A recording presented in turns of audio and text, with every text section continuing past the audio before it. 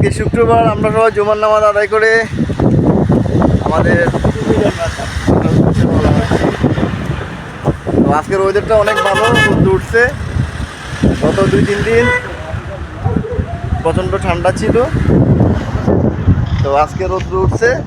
আজকের পরিবেশটা যেমন বাতাস লাগতেছে তেমন রৌদ্র আছে, মিষ্টি মিষ্টি রৌদ্র, খুবই ভালো লাগতেছে।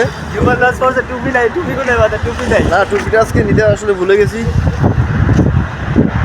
এই হচ্ছে অবস্থা। আজকের ওয়েদারটা অনেক ভালো। ঠিক আছে, সবাই ভালো থাকবেন, আমাদের জন্য দোয়া করবেন। ওকে, আল্লাহ হাফেজ।